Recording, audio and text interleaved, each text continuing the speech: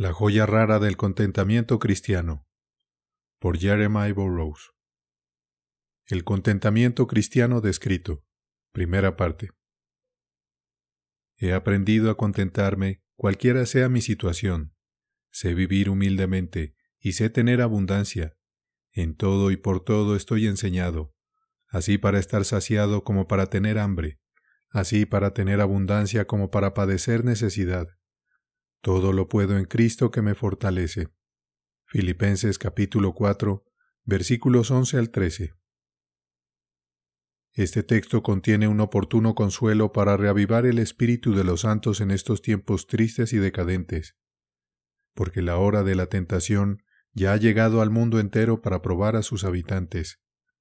En particular, estamos viviendo los días de la tribulación de Jacob. Nuestro gran apóstol muestra experimentalmente en este texto evangélico la vida y alma de toda la divinidad práctica. En él podemos leer claramente su maestría en la escuela de Cristo, y qué lección todo cristiano que desea probar el poder y crecimiento de la piedad en su alma debe aprender necesariamente de él. Esas palabras son presentadas por Pablo como un argumento claro para persuadir a los filipenses de que él no buscaba grandes cosas en el mundo, y que no buscaba lo suyo, sino a ellos. No anhelaba grandes riquezas. Su corazón estaba ocupado con cosas mejores. No hablo, dice, por falta de algo, porque si tengo o no tengo, mi corazón está plenamente satisfecho. He aprendido a contentarme, cualquiera que sea mi situación. He aprendido. El contentamiento en cualquier condición es un arte, un misterio espiritual. Debe entenderse y debe aprenderse como un misterio. Y así en el versículo 12 afirma: sé vivir humildemente y sé tener abundancia. En todo y por todo estoy enseñado. La palabra que se traduce como enseñado se deriva de la palabra que significa misterio. Es como si hubiera dicho: he aprendido el misterio de este asunto. El contentamiento se aprende como un gran misterio, y aquellos que están bien entrenados en este arte, que es un enigma para el hombre natural, han aprendido un profundo misterio. Lo he aprendido. No tengo que aprenderlo ahora, ni tuve el arte al principio. Lo he alcanzado, aunque con dificultad, y ahora por la gracia de Dios he dominado este arte. Cualquiera que sea mi situación, la palabra situación no está en el original, sino simplemente en lo que esté, es decir, en cualquier circunstancia o situación que me suceda, ya sea que tenga poco o nada en absoluto. A contentarme, la palabra traducida como contento, tiene una gran elegancia y profundidad de significado en el original. En el sentido estricto, solo se atribuye a Dios, quien se ha autodenominado Dios Todopoderoso, en que se siente plenamente satisfecho consigo mismo. Pero le complace comunicar libremente su plenitud a la criatura, de modo que de Dios en Cristo los santos reciben gracia por gracia. Juan 1, versículo 16. Como resultado, tienen en ellos la misma gracia que hay en Cristo, según su medida. En este sentido, Pablo dice: tengo una autosuficiencia, que es lo que significa la palabra. ¿Pero Pablo tiene autosuficiencia? ¿Podrías decir: ¿cómo somos suficientes por nosotros mismos? Nuestro apóstol afirma en otro caso: no que seamos competentes por nosotros mismos para pensar algo como de nosotros mismos. Segunda de Corintios 3, versículo 5. Por lo tanto, lo que quiere decir es: encuentro una satisfacción suficiente en mi corazón por la gracia de Cristo que está en mí. Aunque no tenga comodidades exteriores y conveniencias mundanas para suplir mis necesidades, tengo una porción suficiente en Cristo y mi alma para satisfacerme en cualquier situación. Esta interpretación concuerda con ese lugar. De sus caminos, el hombre de bien estará contento. Proverbios 14, versículo 14. Y también con lo que Pablo afirma de sí mismo en otro lugar, que como no teniendo nada, mas poseyéndolo todo, porque tenía derecho al pacto y a la promesa, que virtualmente contiene todo, y un interés en Cristo, la fuente y bien de todo. No es de extrañar que dijera que en cualquier estado en que se encontrara, estaba contento. Así tienen la verdadera interpretación del texto. No voy a dividir las palabras, porque las tomo solo para promover el deber más necesario, es decir, tranquilizar y consolar los corazones del pueblo de Dios ante los problemas y cambios que se enfrentan en estos tiempos de agitación. La conclusión doctrinal brevemente es esta. Estar bien versado en el misterio del contentamiento cristiano es el deber, la gloria y la excelencia de un cristiano. Esta verdad evangélica está suficientemente presentada en las Escrituras, pero podemos tomar 1 o 2 lugares paralelos para confirmarla. En 1 Timoteo 6, versículos 6 y 8, encuentras expresado tanto el deber como la gloria de esto. Así que, teniendo sustento y abrigo, estemos contentos con esto. Ahí está el deber. Pero gran ganancia es la piedad acompañada de contentamiento. Versículo 6. Allí está la gloria y la excelencia de ello, como si sugiriera que la piedad no fuera ganancia a menos que el contentamiento esté con ella. La misma exhortación la tienes así. Sean vuestras costumbres sin avaricia, contentos con lo que tenéis ahora. Hebreos 13, versículo 5. No encuentro ningún apóstol o escritor de las Escrituras que trate tanto este misterio espiritual del contentamiento como lo ha hecho nuestro apóstol en sus epístolas. Para explicar y probar la conclusión anterior, me esforzaré en demostrar 4 cosas. Primero, la naturaleza del contentamiento cristiano. ¿Qué es? Segundo, el arte y misterio de esto. Tercero, qué lecciones deben aprenderse para llevar el corazón al contentamiento. Y cuarto, en qué consiste principalmente la gloriosa excelencia de esta gracia. Ofrezco la siguiente descripción. El contentamiento cristiano es un dulce, interno, tranquilo y grato estado del espíritu, que se somete libremente y se deleita en el sabio y paternal proceder de Dios en cualquier situación. Desglosaré esta descripción porque es como una caja de un precioso ungüento, extremadamente reconfortante y útil para corazones afligidos en tiempos y situaciones difíciles. Primero, el contentamiento es una dulce realidad interna del corazón. Es una obra del espíritu en el interior. No es solo que busquemos ayudarnos a nosotros mismos con violencia externa, o que nos abstengamos de expresiones descontentas y murmuraciones con palabras perversas contra Dios y otros, sino que es la sumisión interna del corazón. En Dios solamente está callada mi alma. Salmo 62, versículo 1. Y, alma mía, en Dios solamente reposa. Versículo 5. No solo debe la lengua guardar silencio, el alma debe estar en silencio. Muchos pueden estar en silencio, absteniéndose de expresiones de descontento, pero por dentro están reventando de insatisfacción. Esto muestra un desorden complicado y una gran perversidad en sus corazones, y a pesar de su silencio externo, Dios escucha el lenguaje quejumbroso y molesto de sus almas. Un zapato puede estar liso y pulcro por fuera, pero por dentro aprieta. Externamente puede haber una gran calma, pero dentro puede haber confusión, amargura y perturbación.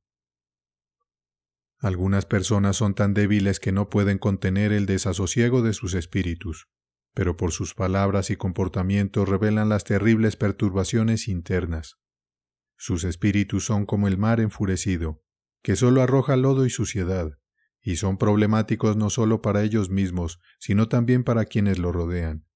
Sin embargo, otros son capaces de contener tales desórdenes del corazón, como Judas cuando traicionó a Cristo con un beso.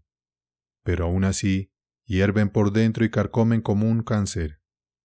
Así, David habla de algunos cuyas palabras son más dulces que la miel y la mantequilla, y sin embargo tienen guerra en sus corazones. En otro lugar, él dice, mientras callé, se envejecieron mis huesos. De la misma manera, estas personas, mientras hay una calma serena en sus lenguas, tienen tormentas en sus espíritus, y aunque guardan silencio, sus corazones están preocupados y desgastados por la angustia. Tienen paz y tranquilidad externamente, pero guerra interna debido a los trabajos inquietos y turbulentos de su corazón. Si alcanzar el verdadero contentamiento fuera tan fácil como mantener la calma externamente, no requeriría mucho aprendizaje. podría obtenerse con menos fuerza y habilidad que la que posee un apóstol. Sí, menos que la de un cristiano común tiene o podría tener. Por lo tanto, ciertamente implica más de lo que se puede lograr con dones comunes y el poder ordinario de la razón, que a menudo frena la naturaleza. Esto es un asunto del corazón. Segundo, es la tranquilidad del corazón. Todo está tranquilo y sereno allí. Para entender mejor esto, quisiera agregar que esta tranquila disposición del espíritu no se opone a ciertas cosas. Primero, un debido sentido del sufrimiento. Dios permite que su pueblo sea sensible a lo que sufre. Cristo no dice, no consideres como una cruz lo que es una cruz. Él dice, lleva tu cruz todos los días. Es como la salud física. Si tomas medicina y no puedes retenerla, pero inmediatamente la vomitas, o si no sientes nada y no te afecta, en ambos casos la medicina no sirve, pero sugiere que estás gravemente desordenado y difícilmente serás curado. Así es con los espíritus de los hombres bajo aflicciones. Si no pueden soportar las porciones de Dios y las vomitan nuevamente, o si son insensibles a ellas y no están más afectadas por ellas que el cuerpo por un sorbo de cerveza ligera, es un triste síntoma de que sus almas están en una condición peligrosa y casi incurable. Así que esta tranquilidad interna no se opone a un sentido de las aflicciones, porque, en realidad, no habría verdadero contentamiento si no fueras consciente y sensible de tus aflicciones, cuando Dios está enojado. Segundo, no se opone a hacer de manera ordenada nuestra queja a Dios y a nuestros amigos. Aunque un cristiano debe estar tranquilo bajo la mano correctora de Dios, puede, sin ninguna violación del contentamiento cristiano, quejarse ante Dios. Como dice uno de los antiguos, aunque no con un clamor tumultuoso y gritando con una pasión confusa, de una manera tranquila, serena y sumisa, puede desahogar su corazón ante Dios.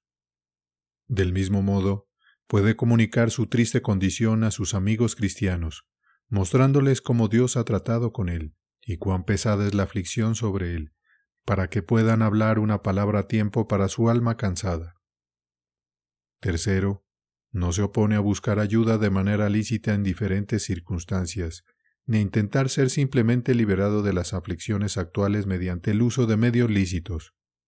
No, puedo abastecerme para mi liberación y usar los medios de Dios, esperando en Él porque no sé si será su voluntad cambiar mi situación. Y en la medida en que Él me guíe, puedo seguir su providencia. Es simplemente mi deber. Dios es misericordiosamente indulgente con nuestra debilidad en este sentido, y no lo tomará mal si mediante una oración ferviente e importuna buscamos su liberación hasta que conozcamos su buena voluntad en el asunto. Ciertamente, buscar ayuda de esta manera, con tal sumisión y santa resignación del espíritu, para ser liberado cuando Dios quiera, y como Dios quiera, de modo que nuestras voluntades se fundan en la voluntad de Dios, no se opone a la tranquilidad que Dios requiere en un espíritu contento. ¿Pero a qué se opone entonces esta tranquilidad del espíritu? Se opone a murmurar y quejarse ante la mano de Dios, como a menudo lo hacían los israelitas descontentos. Si no podemos soportar esto ni en nuestros hijos ni en nuestros sirvientes, mucho menos puede Dios soportarlo en nosotros. Se opone a la irritación y el enojo que están un grado más allá de la murmuración. Recuerdo el dicho de un pagano: un hombre sabio puede entristecerse, pero no irritarse con sus aflicciones. Hay una vasta diferencia entre un lamento amable y una irritación desordenada. Se opone a lo tumultuoso del espíritu, cuando los pensamientos corren de manera distraída y trabajan de una manera confusa, de modo que las afecciones son como una multitud inquieta en hechos, que no sabía para qué propósito se habían reunido. El Señor espera que estés en silencio bajo su vara, y como se dijo en Hechos 19, versículo 36, es necesario que os apaciguéis y que nada hagáis precipitadamente. Se opone un espíritu inestable e inquieto, por el cual el corazón se distrae del presente deber que Dios requiere de nuestras varias relaciones hacia Dios, nosotros mismos y otros. Deberíamos valorar el deber más que ser distraídos por cada pequeña ocasión. De hecho, Un cristiano valora cada servicio de Dios tanto que, aunque algunos pueden ser, a los ojos del mundo y de la razón natural, un asunto ligero y vacío, elementos mendigos o tonterías, pero ya que Dios lo pide, la autoridad del mandato sobrecoge tanto su corazón que está dispuesto a gastarse y ser gastado en su ejecución. Es una expresión de Lutero que las obras ordinarias, hechas en fe y desde la fe, son más preciosas que el cielo y la tierra. Y si esto es así, y un cristiano lo sabe, no debe ser desviado por asuntos menores, sino responder a cada distracción y resistir cada tentación, como Nehemías hizo con Sanballat, Gesem y Tobías, cuando habrían obstaculizado la construcción del muro. Con esto, yo hago una gran obra, y no puedo ir, porque cesaría la obra dejándola yo para ir a vosotros. Nehemías 6, versículo 3. Se opone a las preocupaciones angustiantes y consumidoras del corazón. Un corazón piadoso estima tanto su unión con Cristo y la obra que Dios le encomienda, que no permitirá que nada lo ahogue o lo adormezca. Un cristiano desea que la palabra de Dios tome plena posesión, de manera que divida entre el alma y el espíritu. Hebreos 4, versículo 12. Sin embargo, no permitiría que el miedo y el ruido de malas noticias tomen tal control en su alma, creando una división y lucha interna como los gemelos en el vientre de Rebeca. Una persona distinguida permitirá que la gente común permanezca fuera de sus puertas, pero no permitirá que entren y hagan ruido en su habitación privada cuando se retira deliberadamente de todos los asuntos mundanos. De la misma manera, un espíritu bien templado puede indagar sobre cosas externas en el mundo y permitir que algunas preocupaciones y temores ordinarios irrumpan en los suburbios del alma, rozando ligeramente los pensamientos. Sin embargo, en ninguna circunstancia permitirá una intrusión en su sala privada, que debería estar reservada únicamente para Jesucristo como su templo interno. Se opone a desalientos desgarradores. Cuando las cosas no salen según lo esperado, cuando la marea de causas secundarias es tan baja que vemos poco los medios externos para sostener nuestras esperanzas y corazones, el corazón comienza a razonar como lo hizo aquel en 2 de Reyes 7, versículo 2. Si Jehová hiciese ahora ventanas en el cielo, ¿sería esto así? Nunca consideramos que Dios puede abrir los ojos de los ciegos con barro y saliva. Él puede trabajar por encima, más allá, e incluso en contra de los medios. A menudo hace que las más bellas flores de los esfuerzos del hombre se marchiten y hace que lo improbable suceda, para que la gloria de la empresa le sea atribuida únicamente a él. De hecho, si su pueblo necesita de milagros para lograr su liberación, los milagros caen tan fácilmente de las manos de Dios como dar a su pueblo el pan de cada día. Muchas veces, la bendición de Dios es un secreto para sus siervos, por lo que no saben de dónde viene. Como no veréis viento ni veréis lluvia, pero este valle será lleno de agua. 2 de Reyes 3, versículo 17. Dios quisiera que dependiéramos de Él, aunque no veamos cómo puede llevarse a cabo la cosa. De lo contrario, no mostramos un espíritu tranquilo. Aunque la aflicción esté sobre ti, no dejes que tu corazón se hunda bajo ella. En la medida en que tu corazón se hunde y te desanimas bajo la aflicción, tanto necesitas aprender esta lección de contentamiento. Se opone a esfuerzos pecaminosos y evasiones para obtener alivio y ayuda. Vemos este tipo de comportamiento en Saúl, corriendo a la bruja de Endor y ofreciendo sacrificios antes de que llegara Samuel. Incluso el rey Josafat se une a Ocosías, 2 de Crónicas 20, versículo 35. Y a Asa ben Hadad, rey de Siria, en busca de ayuda, no confiando en el Señor, 2 de Crónicas 16, versículos 7 al 8. A pesar de que el Señor había entregado en sus manos al ejército etíope compuesto por 1,000,000. 2 de Crónicas 14, versículo 12. Y el buen Jacob se une a su madre en la mentira, Isaac, no contento con esperar el tiempo de Dios y usar los medios de Dios, tuvo demasiada prisa y se desvió en su camino para obtener la bendición que Dios tenía destinada para él. Así hacen muchos, debido a la corrupción de sus corazones y a la debilidad de su fe, porque no son capaces de confiar en Dios y seguirlo plenamente en todas las cosas y siempre. Por esta razón, el Señor a menudo sigue a los santos con muchas severas cruces temporales, como vemos en el caso de Jacob, aunque obtienen la misericordia. Puede que tu corazón carnal piense, no me importa cómo sea liberado, solo quiero ser liberado de esto. ¿No es así muchas veces en algunos de sus corazones cuando alguna cruz o aflicción les sobreviene? ¿No experimentan tales movimientos del espíritu como este? Oh, si pudiera ser liberado de esta aflicción de cualquier manera, no me importaría. Sus corazones están lejos de estar tranquilos. Este esfuerzo pecaminoso es lo siguiente que está en oposición a la tranquilidad que Dios requiere en un espíritu contento.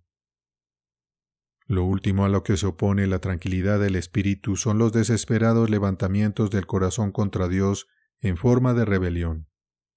Eso es lo más abominable. Espero que muchos de ustedes hayan aprendido lo suficiente como para restringir sus corazones de tales desórdenes. Sin embargo, la verdad es que no solo los hombres malvados, sino a veces los mismos santos de Dios, encuentran los comienzos de esto, cuando una aflicción permanece por mucho tiempo y es muy severa y pesada sobre ellos, y los golpea, por así decirlo, en la vena principal. Encuentran en sus corazones algo de un levantamiento contra Dios, sus pensamientos comienzan a burbujear, y sus afectos comienzan a moverse en rebelión contra Dios mismo. Especialmente es el caso de aquellos que, además de sus corrupciones, tienen una gran medida de melancolía. El diablo trabaja tanto en las corrupciones de sus corazones como en la enfermedad melancólica de sus cuerpos, y aunque puede haber mucha gracia debajo, aún bajo aflicción puede haber algunos levantamientos contra Dios mismo. Ahora, la tranquilidad cristiana se opone a todas estas cosas. Cuando llega la aflicción, sea lo que sea, no murmurarás. Aunque la sientas, aunque clames a Dios, aunque desees ser liberado y lo busques por todos los medios buenos, sin embargo, no murmuras ni te quejas, no te inquietas ni te irritas, no hay espíritu tumultuoso en ti, no hay inestabilidad, no hay temores que distraen en tu corazón, no hay desalientos hundidos, no hay medios indignos, no hay levantamientos en rebelión contra Dios de ninguna manera. Esta es la tranquilidad del espíritu bajo una aflicción, y ese es el segundo aspecto, cuando el alma es capaz de soportar una aflicción de tal manera que se mantenga tranquila bajo ella. Tercero, ahora, lo siguiente que quiero explicar en la descripción es esto, es un marco interior, tranquilo y piadoso del espíritu. El contentamiento es un asunto del alma. Primero es interior, en segundo lugar, tranquilo. En tercer lugar es un marco tranquilo del espíritu. Me refiero a tres cosas cuando digo que el contentamiento consiste en el marco tranquilo del espíritu de un hombre. Primero, es una gracia que se extiende por toda el alma. Está en el juicio, es decir, el juicio del alma de un hombre o mujer tiende a tranquilizar el corazón. En mi juicio estoy satisfecho. Es una cosa estar satisfecho en el juicio y la comprensión, de manera que se pueda decir, esta es la mano de Dios y es lo que es adecuado para mi condición o lo mejor para mí. Aunque no veo la razón de la cosa, sin embargo, estoy satisfecho en mi juicio sobre ella. Luego, está en los pensamientos de un hombre o una mujer. Como mi juicio está satisfecho, también mis pensamientos se mantienen en orden, por lo que se extiende por toda el alma. En algunos hay un contentamiento parcial. No es el marco del alma, sino que alguna parte del alma tiene algún contentamiento. Un hombre puede estar satisfecho en su juicio sobre algo y no puede, por su vida, dominar sus afectos, ni sus pensamientos, ni su voluntad. No dudo que muchos de ustedes conozcan esto en su propia experiencia, si observan los movimientos de sus propios corazones. No pueden decir cuando una cierta aflicción les sobreviene, ¿puedo bendecir a Dios de lo que estoy satisfecho en mi juicio sobre ello? Veo la mano de Dios y debería estar contento. Sí, en mi juicio estoy satisfecho de que la mía es una buena condición. Pero no puedo para nada dominar mis pensamientos y voluntad y mis afectos. Me parece que siento mi corazón pesado y triste más de lo que debería ser. Sin embargo, mi juicio está satisfecho. Esta parecería ser la posición de David en el Salmo 42. ¿Por qué te abates, oh alma mía? En cuanto al juicio de David, había un contentamiento, es decir, su juicio estaba satisfecho en cuanto a la obra de Dios en él. Estaba preocupado, pero no sabía por qué. Oh alma mía, ¿por qué te abates dentro de mí?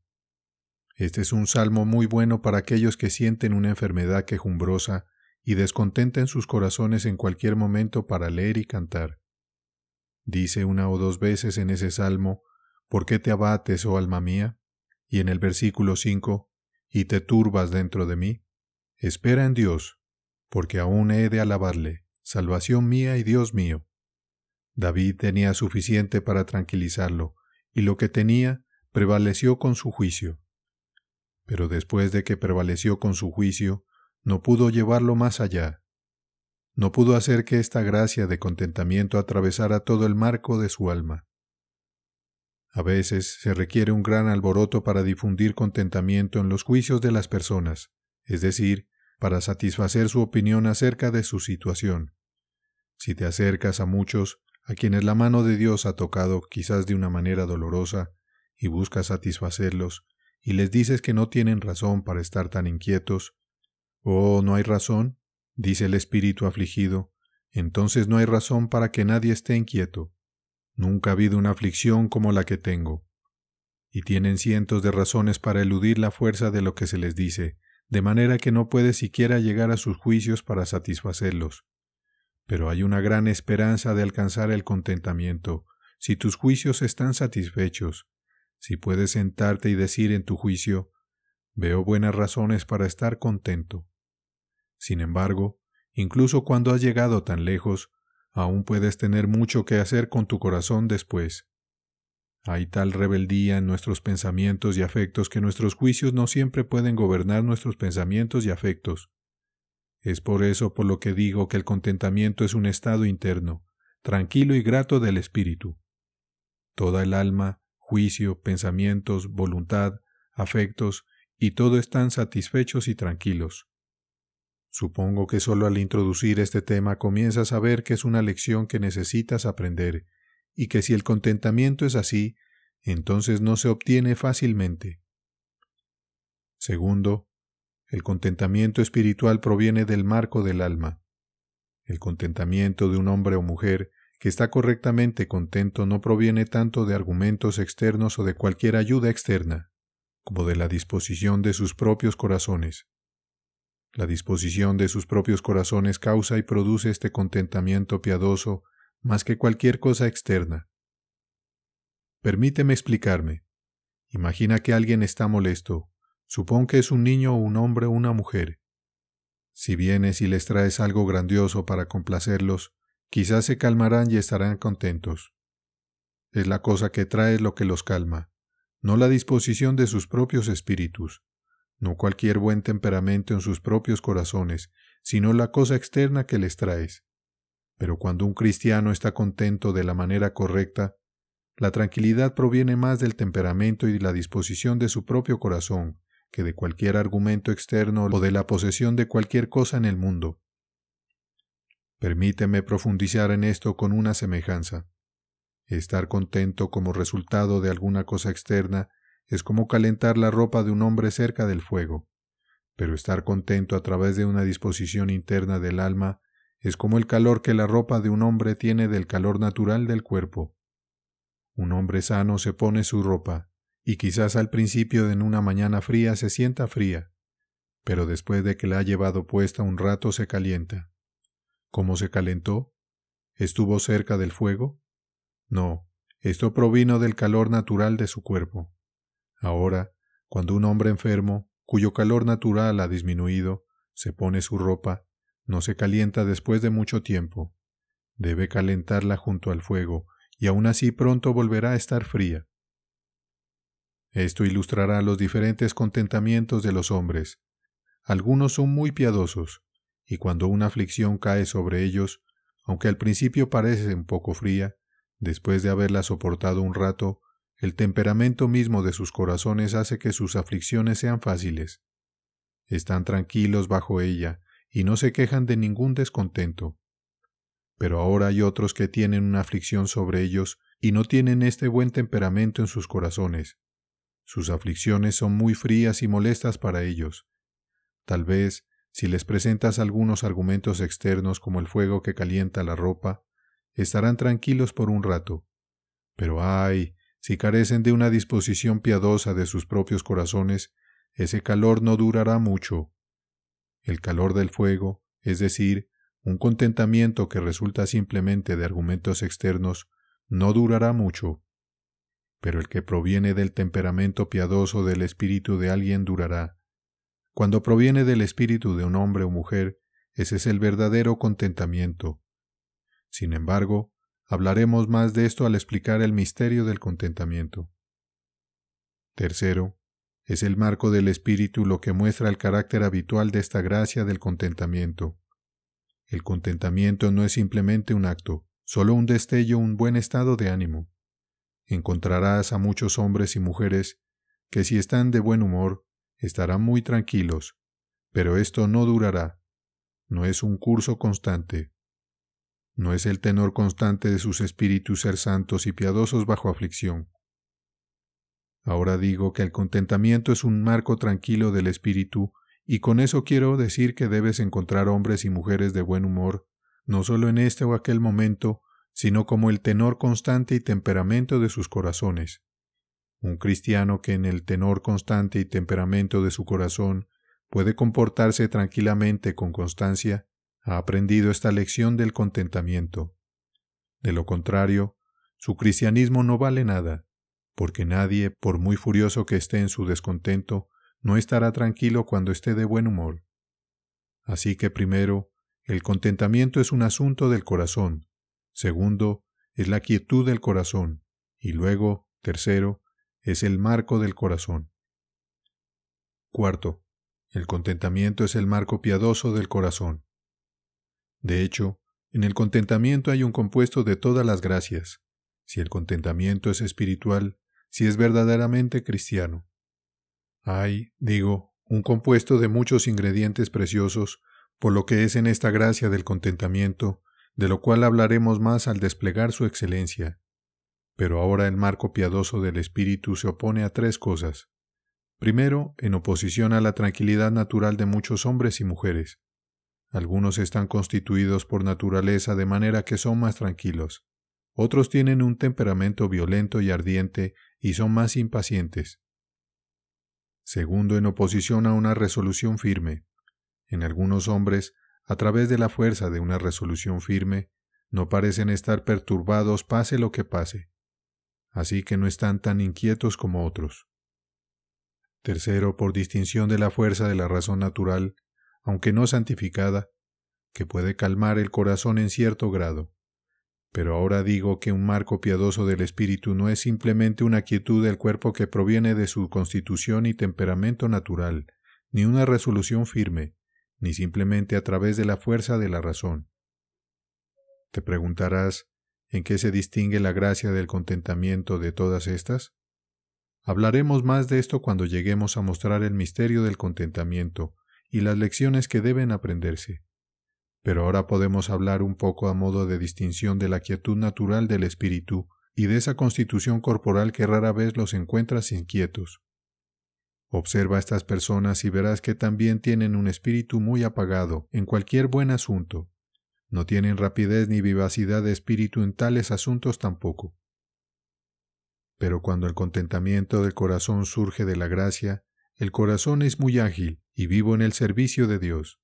Sí, cuanto más puede en un corazón lleno de gracia llevarse a sí mismo a estar en una disposición contenta, más apto es para cualquier servicio de Dios.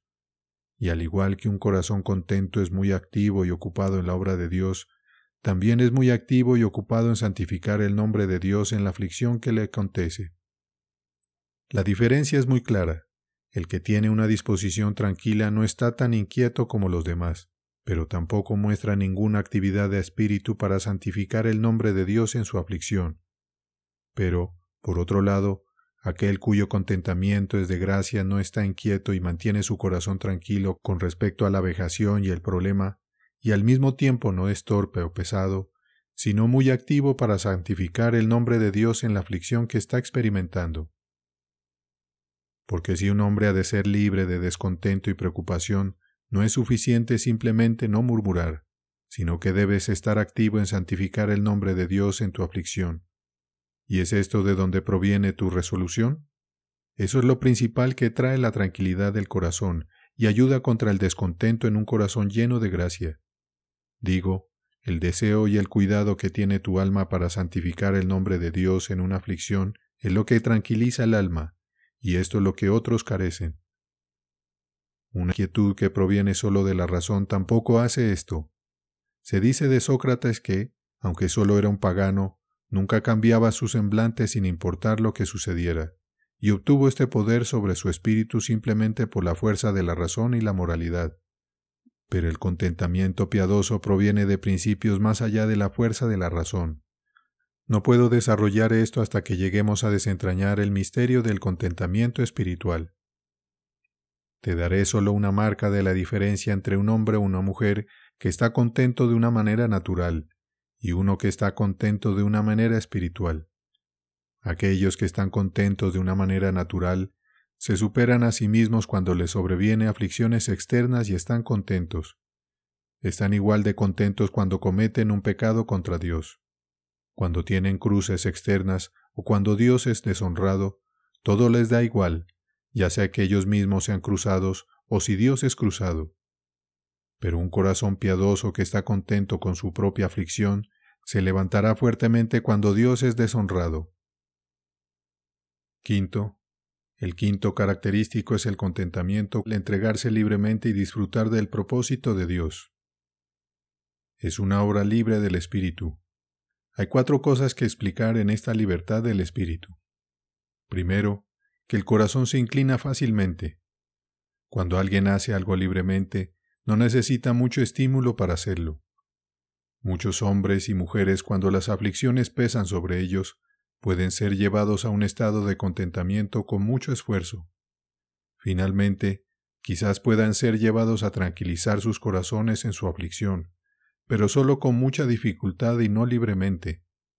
Si deseo algo de alguien y lo obtengo con mucho esfuerzo y dificultad, no hay libertad de espíritu aquí. Cuando un hombre es libre en algo, solo menciónalo e inmediatamente lo hace. Así que si has aprendido este arte del contentamiento, no solo estarás contento y tranquilizarás tu corazón después de mucho esfuerzo, sino que tan pronto como veas que es la mano de Dios, tu corazón actúa con prontitud y acepta de inmediato. Segundo, es libremente, es decir, no por obligación. No, como decimos, paciencia a la fuerza. Así, muchos dirán que debes estar contento. Esta es la mano de Dios y no puedes evitarlo. Ah, pero esta expresión es demasiado baja para los cristianos. Sin embargo, cuando los cristianos se visitan entre sí dicen, amigo, debes estar contento, debes estar contento. Debes estar contento es demasiado bajo para un cristiano. No, debería ser, con gusto y libremente estaré contento. Es adecuado para mi corazón ceder a Dios y estar contento. Encuentro natural que mi alma esté contenta. Oh, deberías responder así a tus amigos que vienen y te dicen que debes estar contento. No, estoy dispuesto a ceder a Dios y estoy libremente contento. Ese es el segundo punto sobre la libertad del espíritu. Ahora, un acto libre se realiza de manera racional. Esa es la libertad. No viene por ignorancia, porque no conozco una condición mejor o porque no sé por qué es mi aflicción, sino que viene a través de un juicio santificado. Es por eso que ninguna criatura, excepto una criatura racional, puede hacer un acto de libertad.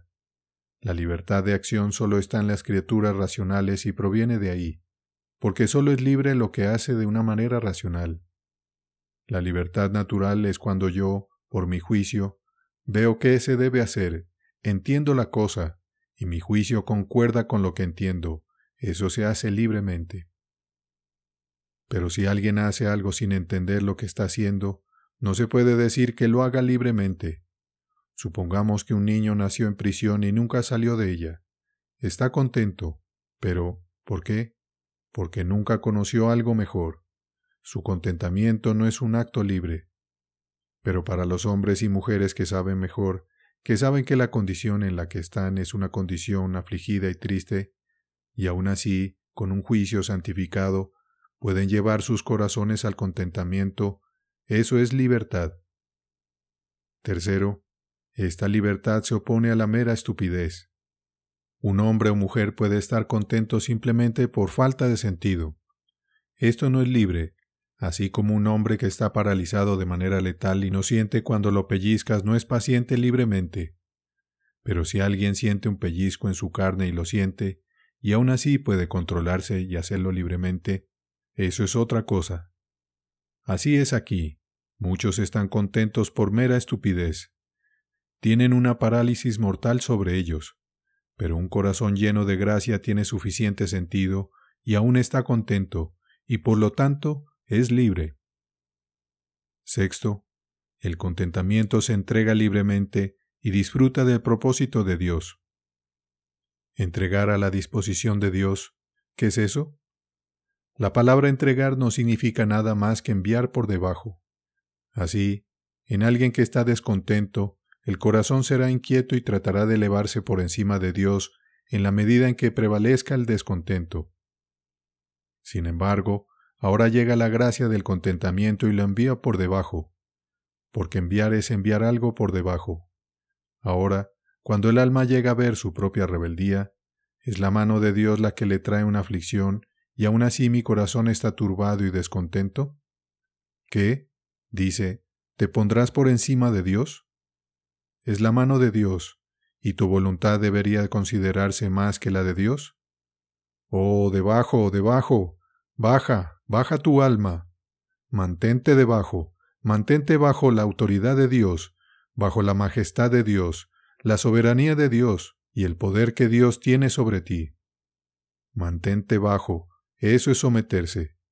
El alma puede someterse a Dios cuando puede enviarse por sí misma bajo el poder y autoridad que Dios tiene sobre ella. Esa es la sexta característica, pero incluso eso no es suficiente. No has alcanzado esta gracia del contentamiento a menos que el siguiente punto sea verdadero para ti. Séptimo, el contentamiento es disfrutar de la disposición de Dios. Esto ocurre cuando me complace lo que Dios hace, en la medida que puedo ver a Dios en ello, aunque, como dije, puedo ser sensible a la aflicción, y puede desear que Dios, en su debido tiempo, la elimine y pueda usar los medios para removerla. Sin embargo, estoy satisfecho en la medida en que la mano de Dios está en ello. Estar complacido con la mano de Dios es un grado superior al anterior. Surge de esto.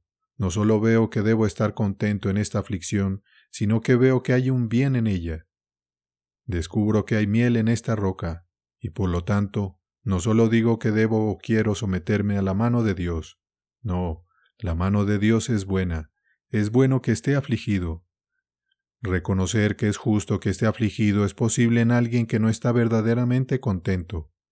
Puedo estar convencido de que Dios actúa con justicia en este asunto.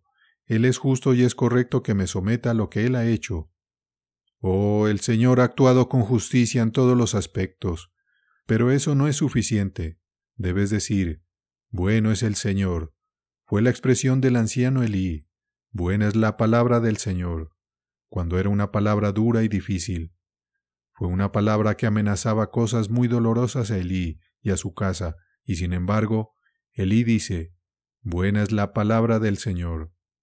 Tal vez algunos de ustedes pueden decir como David, es bueno que haya sido afligido, pero deben llegar a esto, es bueno que esté afligido. No solo cuando vean el buen fruto que ha producido, sino decirlo cuando estén afligidos, es bueno que esté afligido. Cualquiera que sea la aflicción, sin embargo, por la misericordia de Dios, mi situación es buena. Es de hecho el punto culminante y la altura de este arte del contentamiento, llegar a este nivel y poder decir, bueno, mi situación y aflicciones son de tal y tal manera, y muy dolorosas y difíciles, sin embargo, por la misericordia de Dios, estoy en una buena condición, y la mano de Dios es buena conmigo, a pesar de todo. Debería haberles dado varias escrituras sobre esto, pero les daré una o dos, que son muy impactantes. Pensarán que es una lección difícil llegar tan lejos como para no solo estar en silencio, sino para disfrutar en la aflicción. En la casa del justo hay gran provisión, pero turbación en las ganancias del impío. Proverbios 15, versículo 6. Aquí hay una escritura para mostrar que un corazón lleno de gracia tiene razones para decir que es una buena condición, sea cual sea. En la casa del justo hay gran abundancia. Su casa, ¿qué casa? Puede ser una pobre cabaña y quizás ni siquiera tenga un taburete en el que sentarse. Tal vez no tenga una cama en la que dormir o un plato para comer. Sin embargo, el Espíritu Santo dice, en la casa del justo hay gran provisión. Deja que un hombre justo sea el hombre más pobre del mundo. Puede ser que alguien haya venido y tomado todos los bienes de su casa por deudas. Quizás su casa haya sido saqueada y todo se ha ido. Sin embargo, en la casa del justo hay gran provisión. El hombre justo nunca puede ser hecho tan pobre, para que su casa sea tan saqueada y despojada, pero quedará mucha riqueza en su interior. Si tiene un plato o una cuchara o cualquier otra cosa en el mundo, es su casa. Habrá mucha riqueza mientras él esté allí. Hay la presencia de Dios y la bendición de Dios sobre él, y en eso hay mucha riqueza. Pero en los ingresos del impío hay problemas. Hay más riqueza en la casa del cuerpo más pobre, si es piadoso, que en la casa del hombre más grande del mundo, que tiene sus finos tapices, sus camas finamente trabajadas, sillas, sofás, armarios de plata y similares. Lo que sea que tenga, no tiene tanta riqueza en él como hay en la casa del alma justa más pobre.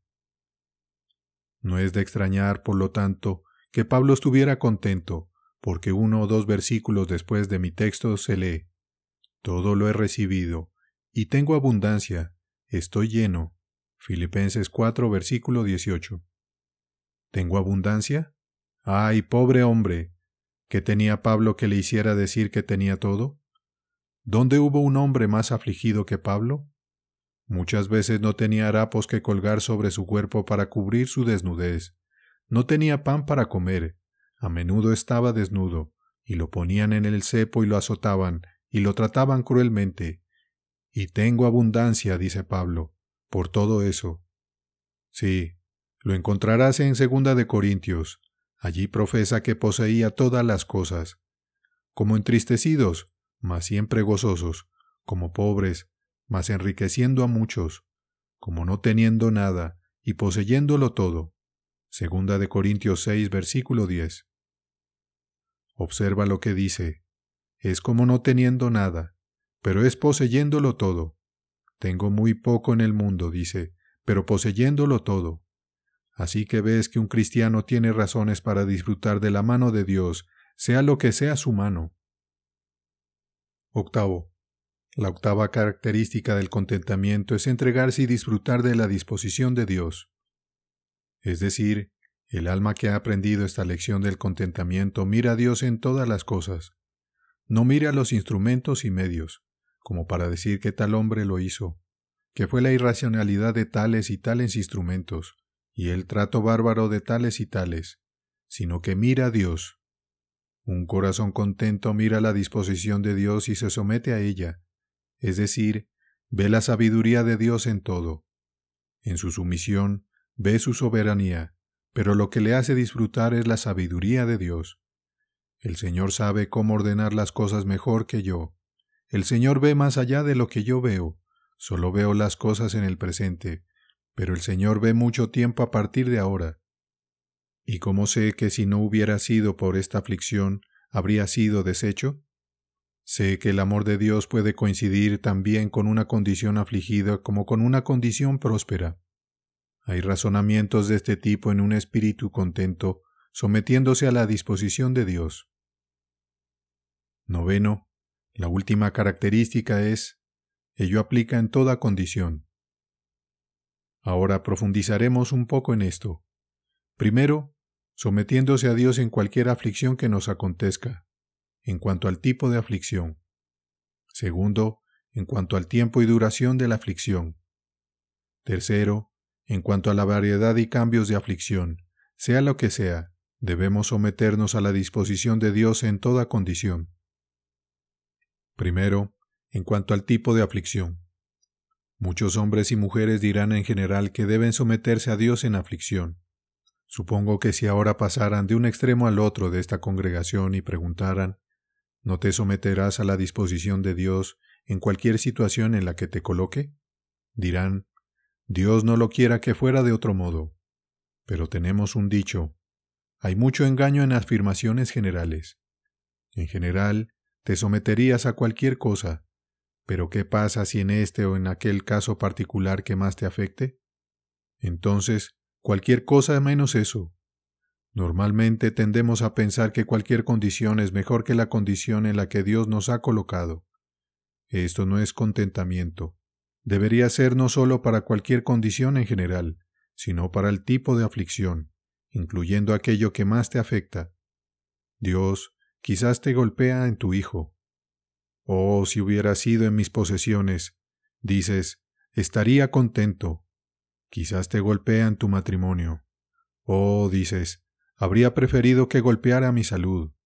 Y si te hubiera golpeado en tu salud, oh, entonces, si hubiera sido en mi comercio, no me habría importado. Pero no debemos escoger por nosotros mismos. En cualquier aflicción particular en la que Dios pueda ponernos, debemos estar contentos en ella. Segundo, debe haber una sumisión a Dios en cada aflicción, en cuanto al tiempo y duración de la aflicción. Quizás podría someterme y estar contento, dice alguien, pero esta aflicción ha estado sobre mí mucho tiempo, 3 meses, 1 año, muchos años, y no sé cómo ceder y someterme a ella. Mi paciencia se ha agotado y se ha quebrantado. Podría ser incluso una aflicción espiritual, podría someterte a Dios, dices, en cualquier aflicción externa, pero no en una aflicción del alma. O si fuera el retiro de la faz de Dios, sin embargo, si esto hubiera sido solo por un corto tiempo, podría someterme, pero buscar a Dios durante tanto tiempo y aún Él no aparece. ¡Oh, cómo puedo soportar esto! No debemos decidir nosotros mismos el momento de la liberación más que el tipo o forma de liberación. Te daré 1 o 2 escrituras sobre esto, que debemos someternos a Dios en el tiempo, así como en el tipo de aflicción. Veré el final del 1 capítulo de Ezequiel. Cuando lo vi, caí sobre mi rostro, y oí la voz de uno que hablaba. El profeta fue derribado en su rostro, pero ¿cuánto tiempo debe estar él en su rostro? Y me dijo, Hijo de hombre, ponte sobre tus pies, y hablaré contigo. Y vino a mí el Espíritu, y me puso sobre mis pies. Ezequiel fue derribado en su rostro, y aquí debía yacer hasta que Dios le dijera que se levantara. Sí, y no solo eso, sino hasta que el Espíritu de Dios entrara en él, y lo habilitara para levantarse. Así que cuando Dios nos derriba, debemos estar contentos de yacer hasta que Dios nos diga que nos levantemos. ¿Sabes cómo Noé fue puesto en el arca? Ciertamente sabía que había mucha aflicción en el arca, con todo tipo de criaturas encerradas en él durante 12 meses seguidos. Fue una gran prueba, sin embargo, Dios lo cerró, y aunque las aguas disminuyeron, Noé no debía salir del arca hasta que Dios se lo ordenara. Así que, aunque estemos encerrados en grandes aflicciones, y podemos pensar en esto o aquello, u otros medios para salir de esa aflicción, sin embargo, hasta que Dios abra la puerta, debemos estar dispuestos a quedarnos. Dios nos ha metido, y Dios nos sacará. Así leemos en los Hechos de Pablo, cuando lo encerraron en prisión y quisieron sacarlo. No, dice Pablo, ellos nos encerraron, que vengan y nos saquen. Así, de una manera santa y graciosa, debe decir el alma, bueno, esta aflicción en la que he sido llevado es por la mano de Dios, y estoy contento de estar aquí hasta que Dios me saque personalmente. Dios lo requiere de nuestras manos, que no debemos estar dispuestos a salir hasta que Él venga y nos saque. En Josué 4, versículo 10, hay una historia notable que puede servir a nuestro propósito muy bien. Leemos sobre los sacerdotes que llevaban el arca y se quedaron en medio del Jordán. Pasar por el río Jordán fue una cosa muy peligrosa, pero Dios les había dicho que lo hicieran. Podrían haber tenido miedo de que el agua entrara sobre ellos, pero nota, Se dice que los sacerdotes que llevaban el arca se quedaron en medio del Jordán hasta que todo se terminó, de acuerdo con lo que el Señor le había mandado a Josué que le dijera al pueblo, según todo lo que Moisés había ordenado a Josué, y el pueblo se apresuró y pasó. Y sucedió que cuando todo el pueblo terminó de pasar, que el arca del Señor pasó, y los sacerdotes en presencia del pueblo. Era disposición de Dios que todo el pueblo pasara primero, que estuvieran a salvo en tierra, pero los sacerdotes debían quedarse quietos hasta que todo el pueblo hubiera pasado, y luego debían tener permiso para irse. Pero deben quedarse hasta que Dios quiera que se vayan, quedarse en todo ese peligro. Por cierto, para la razón y el sentido, había mucho peligro en quedarse, porque el texto dice que el pueblo se apresuró a pasar, pero los sacerdotes debían quedarse hasta que el pueblo hubiera pasado, quedarse hasta que Dios los llamara fuera de ese lugar de peligro. Y así muchas veces resulta que Dios dispone las cosas de tal manera que sus ministros deben quedarse más tiempo en peligro que el pueblo, y también los magistrados y aquellos en lugares públicos, lo que debería hacer que la gente se sienta satisfecha y contenta con una posición más baja en la que Dios los ha puesto.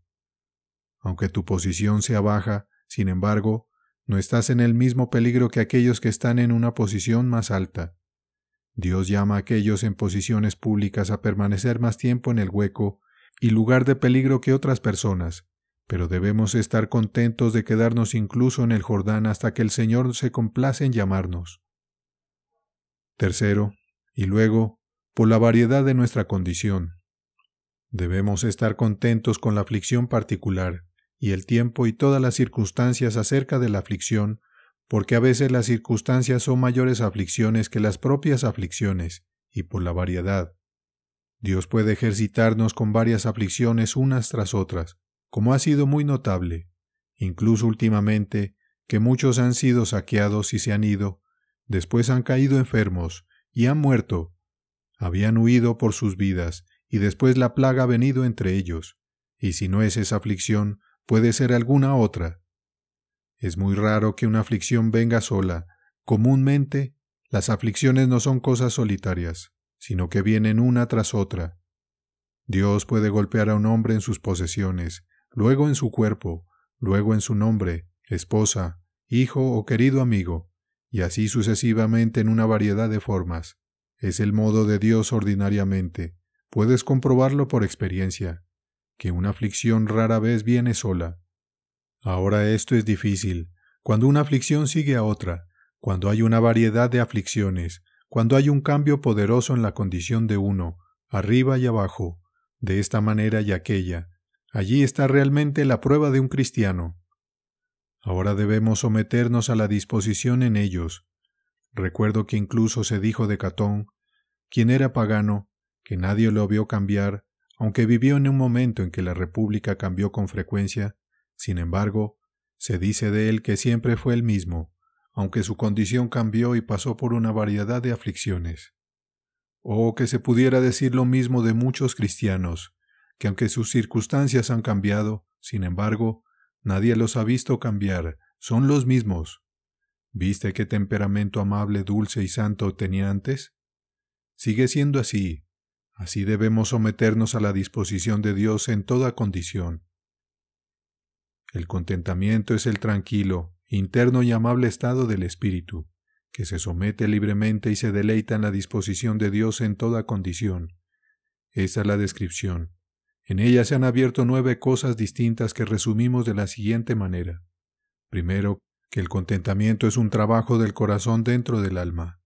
Segundo, es el sosiego del corazón. Tercero, es el estado del espíritu. Cuarto, es un estado amable. Quinto, es el libre funcionamiento de este estado amable. Sexto, hay en él una sumisión a Dios, enviando el alma bajo Dios. Séptimo, hay un deleite en la mano de Dios. Octavo, todo se remonta a la disposición de Dios. Noveno, en toda condición, por muy difícil que sea y por mucho tiempo que dure. Ahora, aquellos de ustedes que han aprendido a estar contentos, han aprendido a alcanzar estas cosas diversas.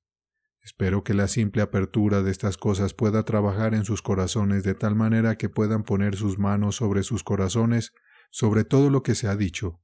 Es decir, que simplemente decirles cuál es la lección puede hacer que pongan sus manos sobre sus corazones y digan: Señor, veo que hay más en el contentamiento cristiano de lo que pensaba, y he estado lejos de aprender esta lección. De hecho, solo he aprendido lo básico en esta lección del contentamiento. Estoy solo en la forma más baja en la escuela de Cristo, si es que estoy en ella en absoluto.